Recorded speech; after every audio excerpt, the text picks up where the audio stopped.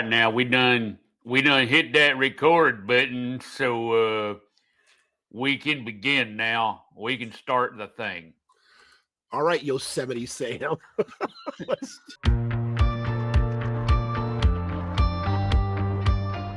All right. Well, hello everybody. I am Tim from Las Vegas. I'm Sam from the Pacific Northwest. Not specifically, but in general. Sorry, hitting my camera. Yes.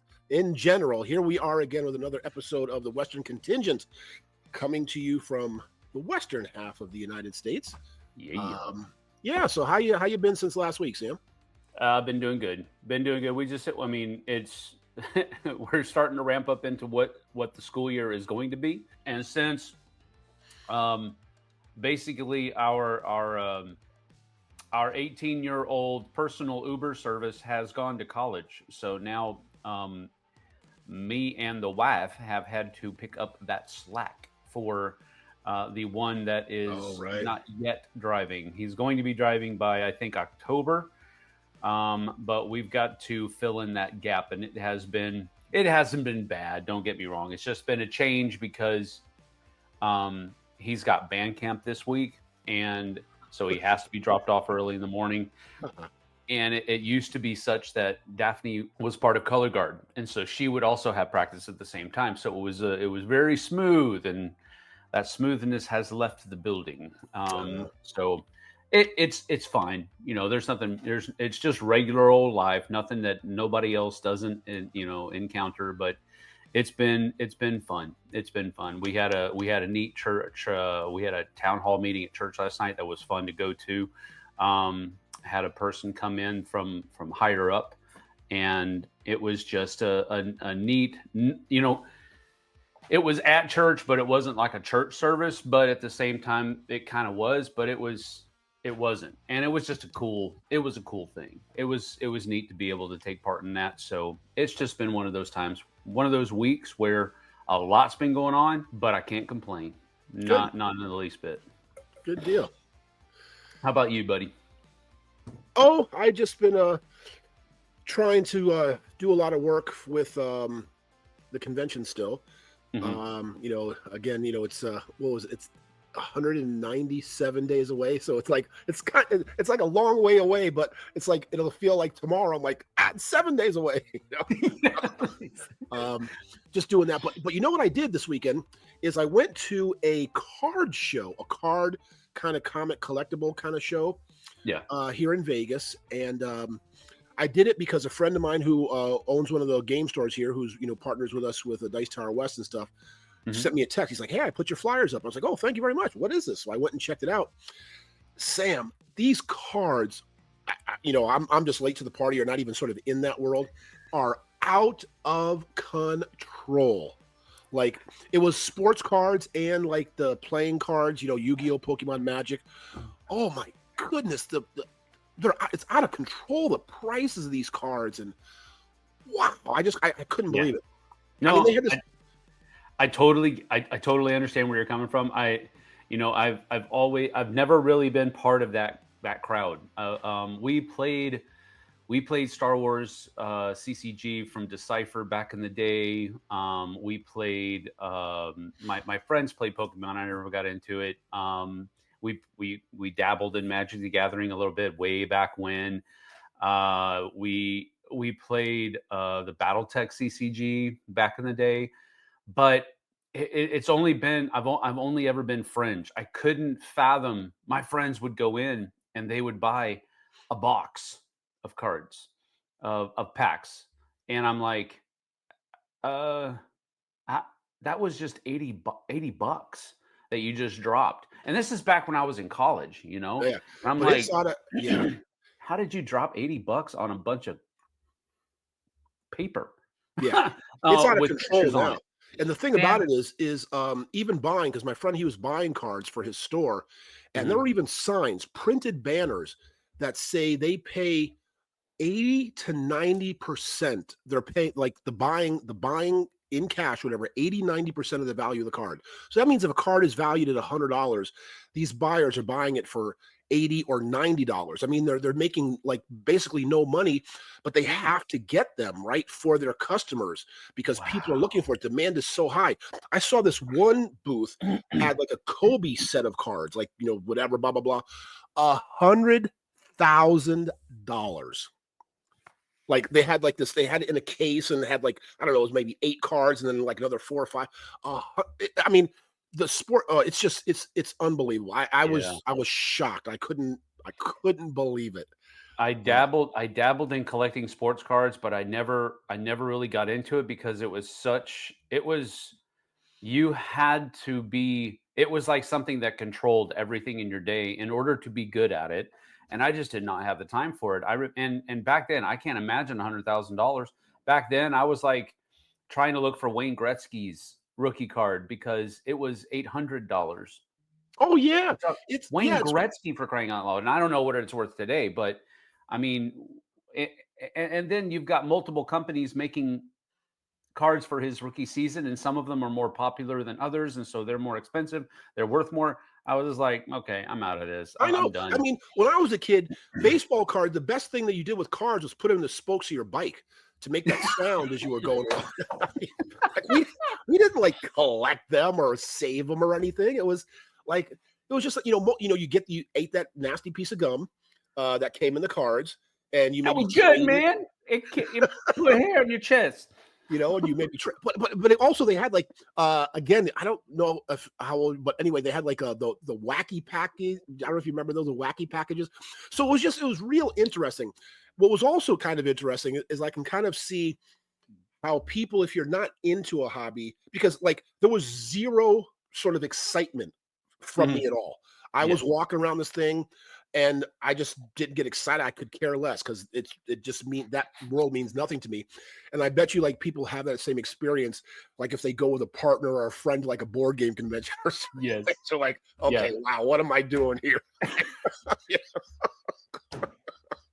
So you start questioning your friendship, right? Yeah, exactly. So, but it was really, really interesting just to see how because again, a lot of times we talk about board gaming, right? And people are like, what do they do at a board game convention? What goes on? What blah, blah, blah, blah. There's other games besides Monopoly. If you don't know a certain world or aren't part of it, like I have nothing to do with the sort of card world, you don't realize sort of the scope and just how many. It was really cool. It was that's cool. Yeah, it's cool to kind of have a peek behind the veil sometimes. Yes. It's interesting to see that. Like, I had a buddy of mine, Warren, that really got into playing. I can't remember what game it was, but I didn't see him for years, and then I saw him one time at Origins when they were doing a national championship for this particular game, and he had made it to the upper echelons of that tournament, and it was just fun to see him. He's carrying around his team of it was a miniatures game, but I can't remember what it was. But anyway, it might have been like Hero Clicks or something like that. But anyway, he's carrying around his team in a little tackle box, and he's got a binder full of like tactics and strategies and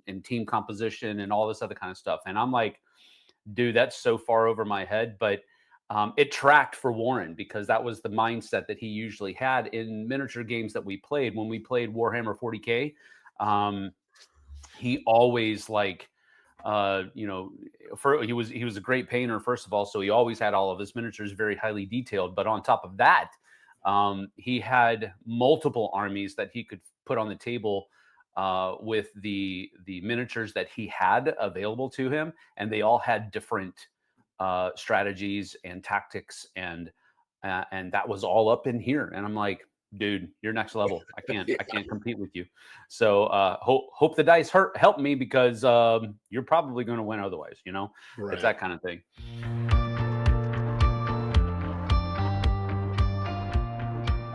We're going to just tag one game today because we do have a conversation we need to get to. So what is a game that you've been playing recently? Yes. So I played a game. This is the second time I've played this game, and I found it even more sort of intriguing. And I'm really sort of, I'm on the fence. I've really gotten to the point where I've sort of tried to be an adult with my spending habits with games. I've tried to really temper down Yeah. like because we just have that thing, right? You get excited about a game, you play it, you love it, oh, you go and buy it. And I'm Mhm. like, I gotta stop doing that. So I'm very close to this, but I'm like, no, my friend has the game, right? So if I really want to play it again, I can always ask him to borrow it or play it, blah blah blah. So I'm gonna hold Yep. off. Anyway, it's called Forges of Ravenshire. You know that game? Yes, I love that game, man. Okay. So, like I said, this is the second time I played it.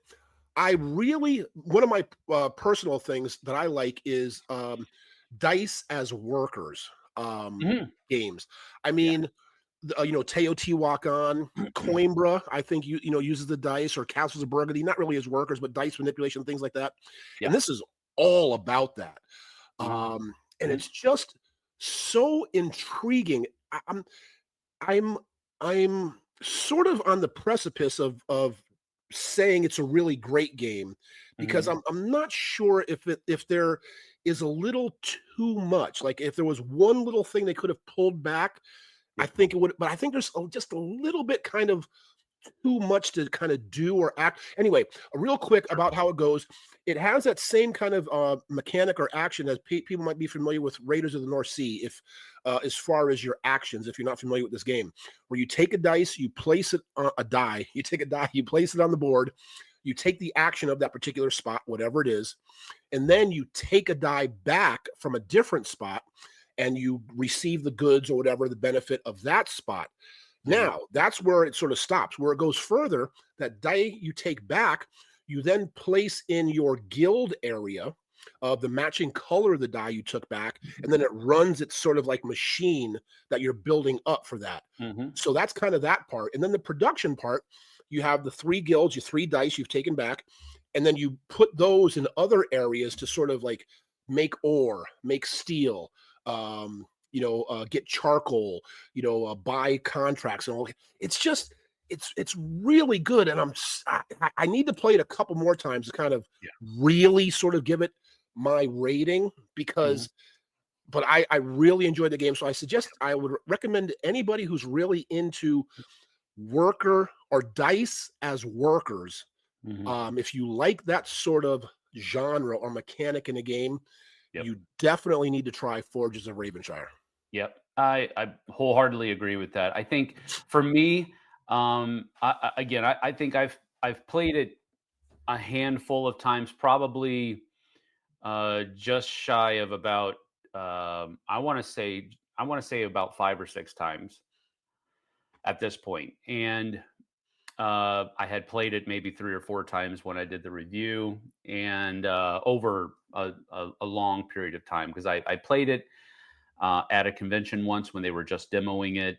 I backed it and then played it again at another convention, and then when my copy actually came in, we played it some more, and then I did the review. And so I'd say around 6 or 7 times I've probably played the game. And I think the one thing, just to follow what you were saying, the one thing that I probably could leave out of the game to kind of battle that everything everything in the kitchen sink feel that it kind of carries with it are the guilds. The guilds are the one thing that I think I could drop and still think that I'm enjoying this game a lot.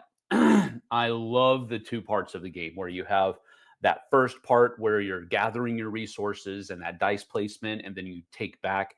I love that thing where you place and you take, and you get stuff from both of them. I really enjoy that mechanism a lot. The production part of the game, where where everybody kind of does it simultaneously, and that's one of the things that I was thinking that you would probably not like about it is that But we simultaneous nature of it. Yeah, but the way we play this particular group of friends of mine, we do Mhm. everything turn based. So Oh, okay. even when you're producing, but the Yeah. rules do say this is all supposed to be done at once. Blah blah Yep. blah. We suggest for the Yep. first time you take one at a time, Yeah. but no, we do everything turn based. Yep. Yeah. There's nothing wrong with that. I might imagine that might be adding a little bit to the longevity of it as far as how long it feels. And that might be making it feel like it has a little bit too much in it. But I mean, I totally get why you would do that, because there is that feeling of you hope everybody's doing everything right, and Correct. not Yes. not Yes. forgetting to do this Yeah. or Yep. missing that and all that kind of thing. There is definitely there because there's a lot of stuff that you can do over on that production side of the board, and it's easy to get things, kind of discombobulated over there because Very there's so easy. many different things going on. But Yeah.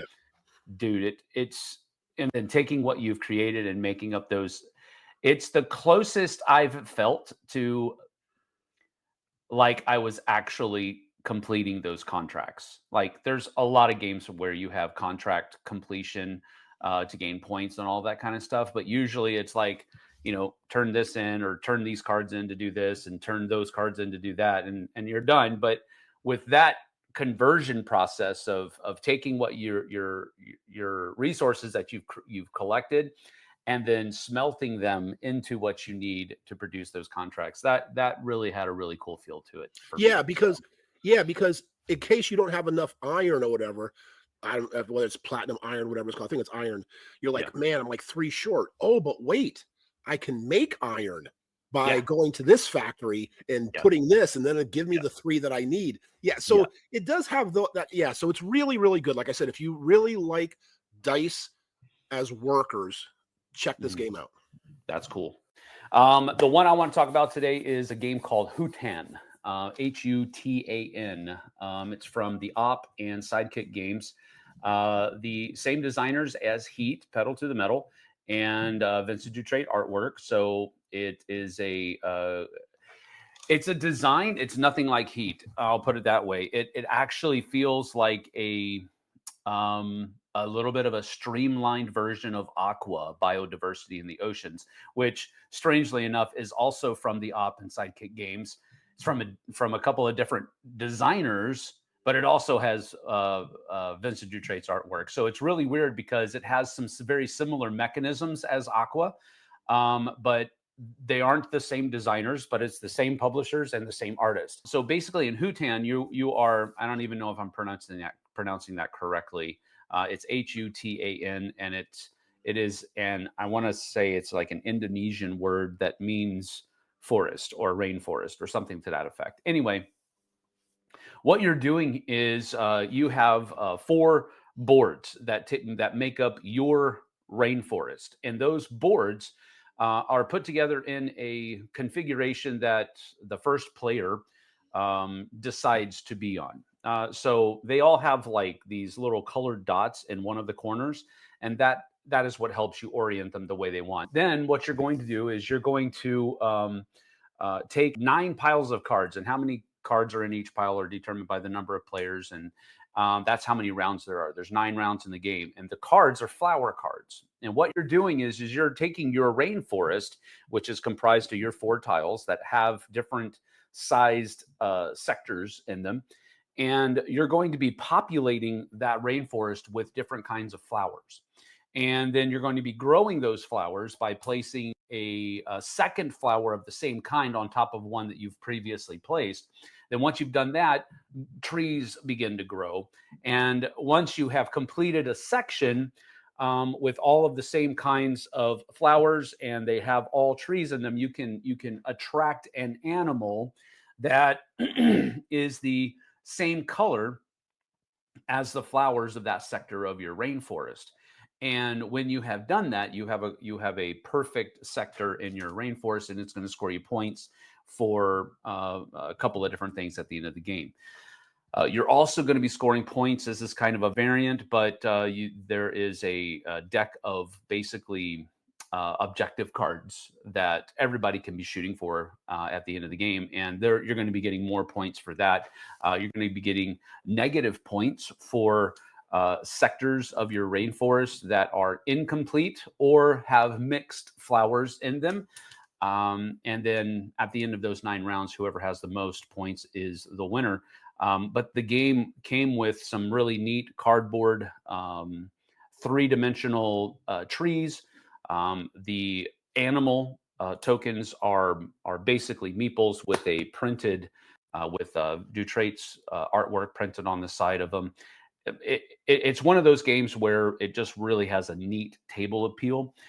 If you like games like Aqua, even kind of maybe a little bit of a Spectacular, if you've played that game from Chili Fox Games, it had a very similar feel, but I think Spectacular is a little bit more complex. We bought it, went over to Steamers West, bought lunch, and punched it out. And while we were waiting on my son to get done at practice, we were just like, yeah, let's go ahead and try it out. There's not a whole lot of rules. And so we did. And then about halfway through the game, he called and we had to leave. So we finished it. We started up another game a couple days later, and it's been fun so far. I'm going to try it solo tomorrow on my channel, The Flip Side. But, that's tomorrow from when we're recording. So at this point, it's going to be last Thursday. Anyway, I'm enjoying it so far. It's got a neat feel, and it looks good on the table, and we've enjoyed it. So that's Hutan.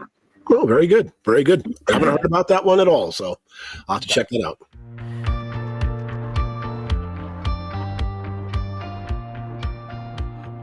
All right, so we're going to go ahead and jump into our discussion, part 2 of what we have called pay to play ? And so first of all, what I think, because I've read the comments of the part 1, and there is some confusion. So I want to put the confusion aside first of all. The first part of confusion, we are not fighting. Tim and I are not fighting. We are. Oh, did people say we were fighting? Yes. We're like, when are these two guys going to stop fighting? We're not fighting. We're just having a conversation from opposing sides. Try it. It's pretty fun. So it's just one of those things. We're not fighting. We don't. It's one of those things where I think our society has unfortunately been moving away from the idea that you can actually disagree with somebody, especially on something like this, where it's so open hand type stuff, and you can disagree with somebody and still be friends. Wow, there you go. Yeah, cool. But anyway, with that being put aside, I do want to define the terms, because there were a couple of people that were asking, what are you talking about with the whole idea of pay to play? And so I'll give what I think, and then I want you to chime in, Tim, on if this is a good enough definition for us to work from. Okay. So basically, pay to play for me is when you walk into a store, and for our context here, a board game store. You walk into a board game store, and if you are going to sit down at one of their tables and play a game, whether it's your game or from their library, you have to pay them an amount of money that they have predetermined that you need to pay, whether it's hourly or it's a daily rate or whatever it might be. You have to pay them an amount of money in order to sit at one of their tables and play a game, whether it's from your collection or it's from their library that they have in the store. Is that a good definition? I guess. Sure. Yeah. Okay. There's something in there that you would disagree with. Okay. So that's kind of our definition of what pay to play means. There are a number of other kinds of and Tim mentioned some of them. You could have memberships where you don't have to pay daily. You can pay an amount monthly, and that way you can stop by anytime and you don't have to pay whenever you stop by, but you've already kind of paid with memberships. So that's another way to kind of handle it. There are also other ways that you could technically pay to play, but it's not in their general area. For example, I've seen a lot of different stores that have a general play area that is free to play in, but it's restricted to the amount of space. So if there's no space, then you can't sit down and play. But they also have other rooms that are in there. They're kind of more private. They're off to the side. You have to maybe walk down a hall, and there's a few different rooms in there, and you have to pay. You basically rent those rooms out for whenever you have an event or something to that effect. So there's another way to kind of do that. So I guess I just wanted to put that out there first, so that people. I thought we did this last time, but maybe we didn't, or maybe we just didn't talk about it at specifically enough for people to catch on with that definition. But is there anything there that you wanted to add, or No, I mean, I guess that's just the basic gist of it, whether or not you agree with stores charging you to play. Yeah. Okay. All right. So another thing that I wanted to do before we dive back in is that I guess I need to get a little defensive at this point, and that is because first of all, I'm not coming from a point where I don't think stores should do this. I'm just questioning the validity of, I want to get at the, not the validity. I want to get at the reasoning why people do this more than should you do it or should you not do it. I think whether or not you do it is largely dependent upon where you are. For example, let me ask you this question, Tim. Do you think that someone comes into your store, let's just say, I don't know, 5 years ago, somebody comes into your store and says, all right, I want to take what you're doing here and replicate it where I'm at. Do you think that would be a wise thing to do? I'm not quite sure. I mean, if somebody should open up another board game cafe wherever they live, I mean, I don't. No, I mean, take exactly your philosophy and exactly everything that you're doing and replicate it, like mimic what you're doing at your store in Las Vegas, and go to wherever Midwest and do the exact same thing that you're doing. My to help with context a little bit, from my discussion with people around the nation. What works for one store doesn't necessarily work for another store. What works for one community doesn't necessarily work for another community. So, what I'm doing here is I'm trying to explain where my mind is at this point with this subject. I've gone to board game cafes in Korea. That was my first kind of introduction into the whole idea of walking into a space that has board games in it, giving them money to play their board games. That's the first time I never entered that concept before I was in Korea. And we used to do it all the time. I've done it here in the States as well. And there's a number of different ways that I've paid to play over the years. So I'm not necessarily talking about whether this should be a thing or not. I'm just wondering, more specifically, if it's gonna work for the community that I'm in right now, that this new board game store has popped up in. I don't know if it's going to work for them. So what do you think about that? Well, again, I have to say this again just to put this over, the whole conversation. If you don't agree with it or you don't want to pay, just don't go. You have options. So I just want to put that out there. Like, I don't, like people, so just, if you don't want to support the store because they're charging, don't go to the store. If you don't want to pay, don't go to whatever. You have that choice. So just, if you don't like, and the second thing, it's like, I don't quite understand your concern whether or not it's going to work. It's not your business, right? It's like, okay, if you don't think it's going to work, I mean, you're entitled to your opinion, but like, let them do what they feel they want to do, right? Like when you say like somebody replicated Meepleville, not replicated, but I took the idea from Snakes and Lattes. The first time, so wait, I just want to preface this by the first time that I heard that it could be done. And why I want to say that is like 30 years ago or whatever it was, I remember in Barnes and Nobles, I would be in Barnes and Nobles having a little cake and coffee or whatever from the Starbucks, sitting there, and I'd be like, wow, you know what? This would be so cool if there were board games here instead of books. Yeah. Right. If it'd be so cool to be able to sit here and drink a coffee and play a game or whatever. If they were just games instead of books. So I've had this idea or wanted to do this for years. But then I was like, at Gamma, or I heard that, wow, this could actually be done. Somebody's actually doing this that I just thought would be kind of cool. So I was like, sure, I want to do it. Now that I know it can be done, I want to do it. They were in Toronto. I'm in Las Vegas. I've seen them. They're in New York City. I mean, they're all over different kind of places, whether it's rural communities, whether it's big cities, whatever. I mean, it Mhm. works wherever. So I'm not quite sure why you're concerned or whether it's going to work or not, because at the end of the day, They're it's friends of mine. They're friends of mine, and I want them to right. succeed. That's it. Of course, That's my only concern. I'm not. right, I don't but think that. Sam, you shouldn't have a concern. You should be supportive. I mean, because again, it's not like they're going if they it's going to be up to the community or up to the whatever to decide whether the success is there, right? The same thing Sure, with me. It was up to sure. the community whether or not I succeeded. And if I I were to open again, I would do it a whole different way.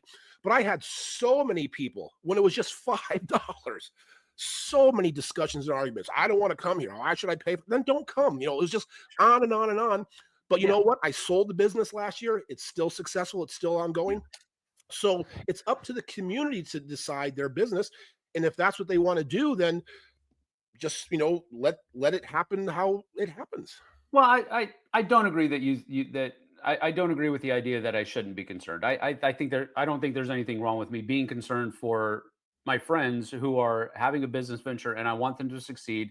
So I don't think there's anything wrong with, and I think that's a dynamic of friendships that if you see something, for example, if I see that you're doing something that I've seen not work in the past, and you start doing it, I'm gonna talk to you about it. Now I haven't done that with them yet because I'm still molding it over in my own head. I don't, and I don't. But Sam, but about what you said, what's not working or what hasn't worked? The model that they're doing, there are dozens of examples where it is successful and it works.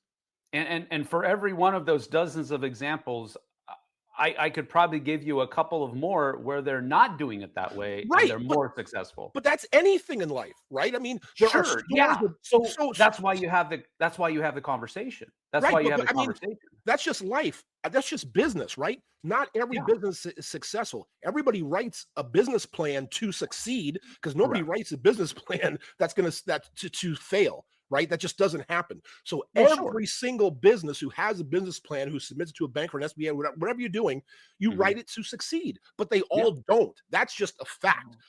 Yes. So whether or not like you're concerned whether they're going to see that it just has you don't know. Nobody knows when they start a business, right?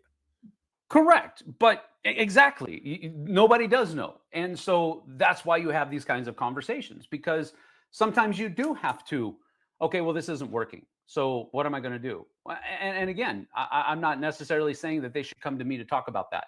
Not saying that at all. But before I talk to them, I'm definitely going to mull it over in my own head to see if this is something that I talk to them about. Not that I have this wealth of information, but it's a concern that I have, and I'm not alone in it. That they're doing this practice, and the people that I've talked to, we're not so sure that that's going to work in our specific community, and that's one of the things that I wanted to go into as well, and that's kind of where I started with this section. Um, do you think? I would just wanted to ask you this, and again, I understand where you're coming from with this whole idea of if you don't agree, just don't go. I get that. I just want to put that to rest because uh, that's to be understood. If you don't like it, then that's how you vote against it. You don't go to that store. And we did have a few two or three or four, I think, out of the 18 of the people that commented on our last video. That's actually what they said. They said, Uh, you know, I vote with my feet. If you're going to pay me to pay, if you're going to ask me to pay to play there, then I'm just not going to come to your store. A lot of people have said that. A lot of people, and again, I say a lot. It was three or four out of 18. But so I totally get that, and I understand that that is a reaction, but that's not what we're doing here. We're not trying to have a reaction. We're trying to have a discussion about the decision and why you make that decision to do that in your store. So going to your philosophy, your business plan, and all of that kind of stuff. One of the things you talked about last time was the idea that you didn't want to have the and again, this is not how you actually worded it, but the idea was that you didn't want the card game people as part of your store, so you didn't offer that stuff in your store, which basically left them out of the picture. And what I kind of took from that was that because you're not pulling in that revenue, you needed to find a place to replace that revenue with something else. And part of that replacement was that you were going to charge people to play No, games in your store. no, not at all. Okay. I opened up charging. There was never a need to replace anything. No, but I I mean that I was part of your that was well No, no, no, it that's wasn't the at all. Like I okay. told you, I opened up as an entertainment venue. Right. So there was a fee to come in and be entertained in my venue. Okay. So and again I get that. Do you think that ideology works better primarily because you are in Las Vegas? No, again, not at all. I mean, I I've think it seen does. I think it does. I think people go to Las Vegas expecting to spend money. People who live in Las Vegas expect to have to spend money when they go out somewhere for something like this. yeah, You, no, not you at all. I mean, again, I've seen I mean, I'm trying to think of some of the board game cafes I've been to in like rural communities or small towns mhm. that do the same thing. And I've had several people who came to Vegas, discovered Meepleville, and have opened up. There's probably been at least a dozen of them who've opened up places from Meepleville that are experienced in small little towns, you Yeah. know.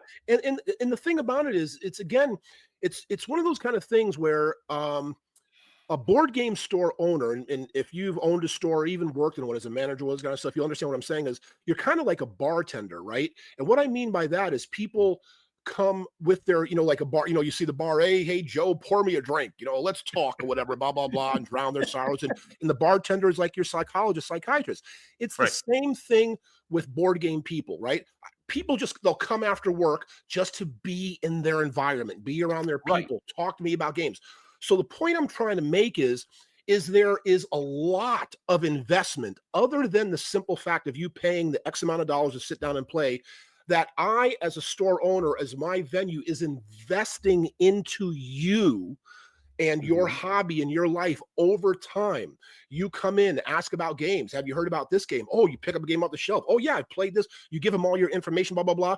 So you are expending so much, you're giving so much to people that it's a small return for them just to pay a little bit to play in your store. Mm. Buying one game a month isn't, in my opinion, for the most part, what you're giving back to them with just those visits. They come in and take up 20 minutes of your time talking, doing Mm. all this kind of stuff. So there's so much value that a store gives to the community. And with us, we noticed at one point we were sort of our own worst enemies because we were a community hub. What we created for gamers, they would come and pay, they would meet other people, and then what would happen is they would form their own little communities and then go out and start playing in people's houses and get married, and they would never come back to Meepleville. So it's kind of like, yes, we charge, but we were doing a service to a lot of people in communities. And there are people who've gotten married, who've had kids, who've, have roommates, friends, whatever, developed relationships out of the gaming from the Meepleville they built. So there's so much more to just the monetary exchange of whether you pay that. It's creating the community, and it does a lot for the community. Because think about it, if there are a lot of people who work hard, have wife, kids, maybe they're alone, whatever their situation is in life. When you have a place like this, you sort of like when Cheers, right? Like that was my thing that I had in the back of my t-shirts, where everybody knows your game, right? Like Yeah. Cheers was, everybody knows your name. It's a Yeah. place where you can just go on your own time Yeah. and there will be your people. There's a value to that, like not compensating the store for that. I just think is egregious. And I think they are justified in being Mm. compensated for creating that and allowing you to have a place like that. I've talked to a lot of store owners recently, when I say recently, I mean in the last 5 years. I've talked to a lot of store owners that have the exact opposite mentality of what you're saying, and they have very successful stores, and they do treat their customers as extended family, and their customers do treat them, the store owners, as their extended family. A lady that comes to mind immediately, she is called by many of her customers their store mom because that's how she treats them whenever she's there in their store, or they're in her store rather. So that's what's fascinating to me about this subject, because on one hand, I think one group will say, "I don't see how you can't do this," or "I don't see why you wouldn't do this," and the other camp is saying, "I don't know why. I don't know how you can continue on like this. I don't know why you wouldn't do this." They're both saying the same thing from both philosophies, and my mind wants to go to the place where I'm like, okay, which one is right and which one is wrong? And often I have to go to the point where I say neither is right, neither is wrong. It really is dependent upon where you are, where your community exists, and what the people in your community are willing to do in order to build that community that you're speaking about. Because for me, at the end of the day, that is the point. Now, if I can get to that point and still have a successful business, that's where the rubber meets the road in my mind. If I have to, for example, if I were running a store, and I put a lot of thought into it, my wife and I both did. If I were running a store, I would feel like if I have to succeed by charging people just simply be in the store, I don't want to succeed. I don't want to be part of that business, because to me, that is trying to make a buck off of a transient community, which is basically what you did, what you described a community that they're here now and they're not going to be here later. So while they're here, I'm going to make my money off of them. Yeah, no, And that's a bad faith interpretation. That's well, not that's I don't. That's just. I'm not saying that that's necessarily a bad thing. It's just that you understand that people aren't going to be in your store, so I want to be compensated for the time that they do spend in my store. no, but again, you're Stan, you're not understanding again. I was an entertainment venue. Like, Yeah, if people want to go to play miniature golf, you have to pay to go do that for a night out, right? sure, So the same but thing with my place. That yeah, you were paying for a night of entertainment. If you but want to go to a bringing up movie theater, you pay. but bringing up where you came from, you were sitting in a Barnes and Noble. Barnes and Noble doesn't charge. You don't have to drop a dime to go into Barnes and Noble and sit down and read a book. You Mhm. could even pull the book off of their shelf, and you don't have to pay them a dime. You don't have to pay them anything. So I mean, where you That is got the idea from by your own admission is absolutely, but something again, that was right, not they were not doing what you're saying you should do. however, but yes, see, there's a lot of nuance to this discussion, right? Because it's the same thing with like Starbucks. Like you're alluding to what I said about Barnes and Nobles. Okay, they are multi-billion-dollar corporations, so Starbucks can afford to have people just come in and sit at their tables, use their free Wi-Fi, and take up their space. They can afford that. A Yeah, small individual business can't afford people just coming in, taking up their space, and not being compensated. Now, again, there's nuance, and I promise you, I'm not going to say I guarantee, but I'll bet a lot of the stores you're talking about, a lot of them have CCG is a big part of their business. That is a big income. Those people, and I said this before, are constantly dumping money in. So it's a fair trade. Wow, this person is consistently spending $100, $200 in my store every 3 months. I can give them a free seat to play a game. right. Board gamers are just not that. They're not. There's Yeah, just not that volume of expenditure I to I give them sort of that free play space. I totally get what you're saying. That's why I was making the point earlier that at some point in your business plan, whether you made the decision consciously or not, you made the decision not to have CCGers in your store. And No, so it, it's it, it was it was from day one. I know that's what I mean. At some point in your business plan, before you open the doors, whatever, you made the decision not to have CCGers in your store. That's a big chunk of revenue that you're cutting out. So you had to come up with other ideas, other ways to make that money. And one of those ways that planned to make the money that you otherwise would have made to have CCGers in your store is to charge rental space. No, because I opened up. It wasn't another way. It was, again, Sam. My thought of opening the board game store wasn't about, because I wasn't into CCGs at that point. So it wasn't something I wanted to do. I wanted to play board games. And I talked about the kind of people I like, offering the game gurus, having the library. There was all of this stuff that I was offering you that you would compensate me to take advantage of. So it was never a decision I had to, this and that, because I clearly knew, and I saw it happen. I've seen it happen with plenty of stores, that once owners, right? And again, I was on dozens of forums, talked to, about whatever. Yeah. When you go down that rabbit hole of CCGs and Magic and all that kind of stuff, it's you can't pull back, because there's so much revenue, so much money, and then you get away from your passion. And I knew I wasn't going to do that. I didn't want to ever do that. I understand that, but I've seen people do it, and they are able to pull back. They are able to keep a level head, and we are running out of time. So we're going to make this part 2 out of 3, because I do want to continue talking about this, because we didn't get into the other business plans that I've interviewed store owners, and again, I'm not a store owner. So I please understand, I am not decrying anything. I just want to understand. I want to understand. That's why we're having this conversation. I think the world of Timm, for all of you people out there that think we're fighting, I think the world of Timm, he has been a successful businessman having a game cafe. So I'm not saying that he's dumb or anything like that. That's not what I'm doing. I just want to understand, because I've talked to people on both sides of this fence, and both of them have very valid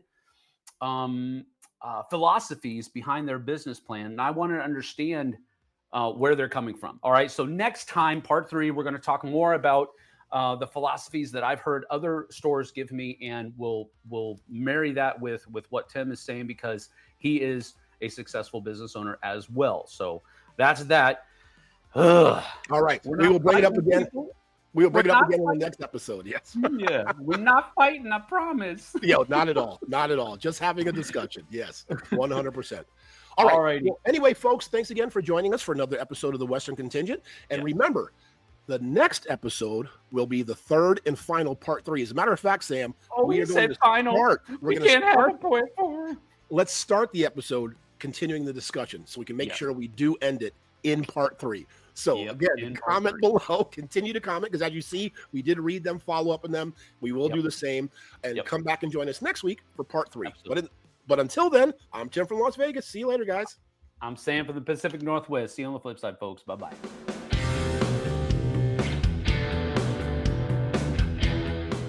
Hey everybody, thanks for watching this video. If you like this review or whatever you just watched, wasn't it amazing? Check out our channel, Dice Tower. We have all kinds of things. We review games, we do top 10s, we play games live. It's all about board games, but especially the people who play them. Check out Dice Tower YouTube channel.